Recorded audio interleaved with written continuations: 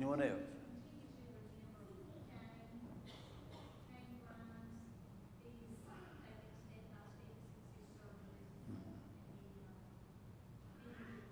All right. Miss Sue, how about leading us in prayer?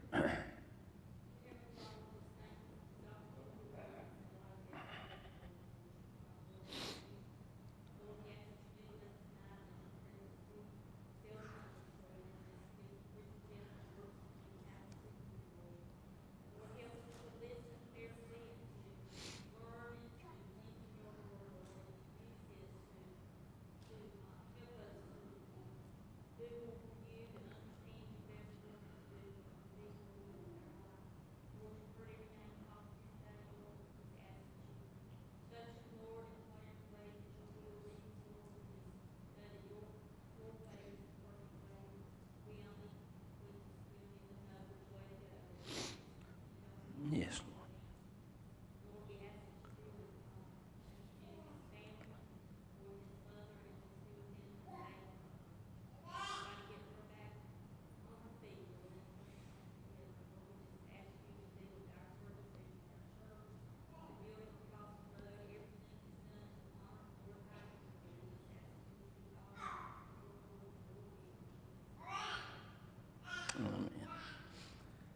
Have your Bibles tonight. Let's turn to the book of Job, chapter number 37. Chapter number 37, the book of Job.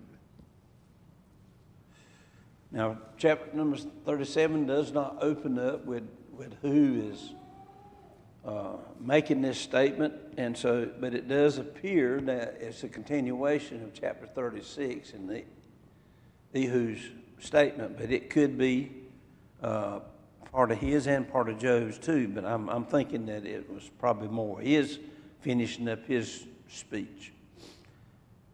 This chapter really is a chapter where Ehud uses the creation of God, how it's always obedient to what God says in relationship to how man is. And he said, at this also my heart trembleth and is moved out of his place, and hear attentively the noise of his voice and the sound that goeth out of his mouth. He directed it under the whole heaven, and his lighting unto the ends of the earth. After it a voice roared, he thundered with the voice of his excellency, and he will not stay them which his voice is heard. God thundereth marvelously with his voice, and great things doeth he, which we cannot comprehend. Now, I kind of agree with everything he's saying here in the first 5 verses, as he looks at God and how God speaks and things happen. He says, for he saith to the snow, I'd never thought about it this way. He saith to the snow, be thou on the earth, and likewise to the small rain, and to the great rain of his strength. He sealeth up the hand of every man, that all men may know his work. Then the beasts go into his dens and remain in their place. And out of the south comes the whirlwind, and cold out of the north. By the breath of God, frost is given, and by the breath of the waters is straightened. Also, by watering he weareth the thick clouds, he scattereth his bright clouds, and is turned around about by his counsel. And they may do whatsoever he commanded them upon the face of the world and the earth. And that's true. Creation does answer to the Creator. He caused it to come, whether for correction or for this land or for mercy.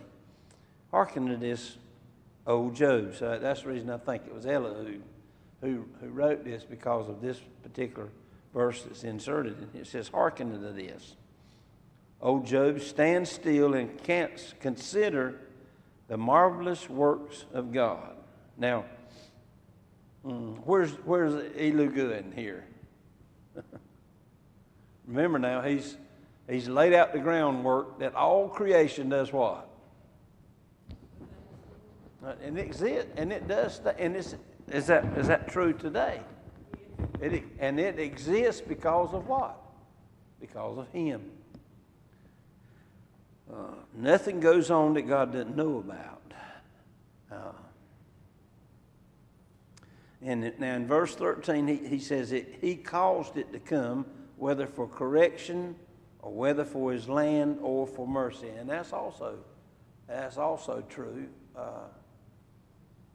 Let's see, when's the last time it rained at home? Monday night? We came over. Was it last week when we were coming that it rained? It rained like 100 yards from the house. It started raining. It didn't rain at the house. We got back home. That's the way it was. But from the time we got out to the road good, it was raining, and you could look at the house, you was dry as a bone. and so that's not God's hand. I mean, he rained on one side of the earth and not on the other side of the earth, right? And so that's the way the weather that he has designed works. And he didn't say that one is worse than the other, or one's doing something not.